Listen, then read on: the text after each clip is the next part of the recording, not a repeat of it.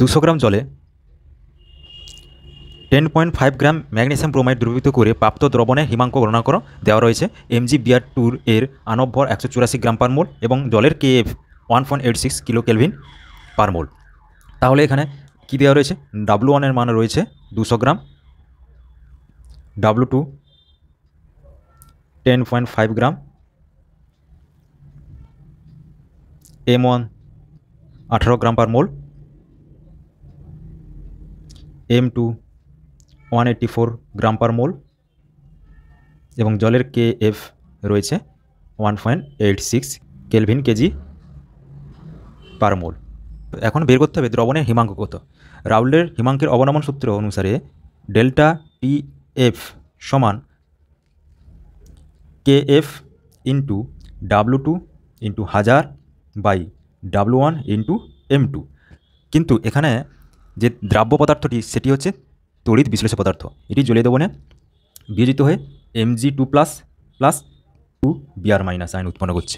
অর্থাৎ এখানে দ্রাব্য পদার্থটি তড়িৎ বিশ্লেষ্য পদার্থ হয়, এখানে দ্রবণে ভ্যান টপ ফ্যাক্টর আইর মান চলে আসবে, কারণ অস্বাভাবিক সংখ্যক ধর্ম থাকছে। তাহলে আই সমান আই, যেহেতু এটি তীব্র তড়িৎ পদার্থ এর সম্পূর্ণরূপে আয়নিত হয়ে যাবে, বিয়োজিত হয়ে যাবে, তাই আলফার মান 1। আর দ্রবণে এখানে আয়ন সংখ্যা হচ্ছে 3টি, 3 - 1, অর্থাৎ আই সমান আসছে 3।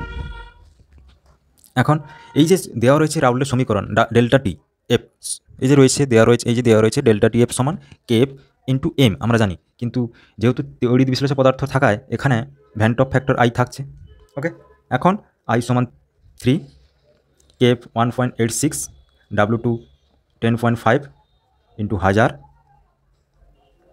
বাই W1 200 ইন্টু M2 হচ্ছে 184। এখন এটা গুণ করলে আসবে 1.592 কেলভিন। এখন তোমাকে বের করতে হবে দ্রবণের হিমাঙ্ক, অর্থাৎ ডেল্টা TF সমান TF মাইনাস TF ড্যাশ। এই TF ড্যাশটি হচ্ছে দ্রবণের হিমাঙ্ক। যেহেতু বিশুদ্ধ দ্রাবক অর্থাৎ জলের হিমাঙ্ক 0 ডিগ্রি সেলসিয়াস টেম্পারেচার, অর্থাৎ 0 + 273,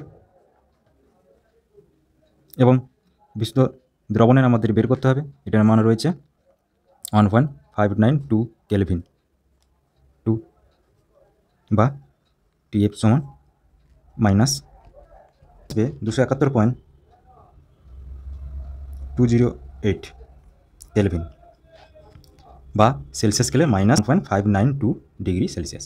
দিস ইজ দ্য অ্যান্সার।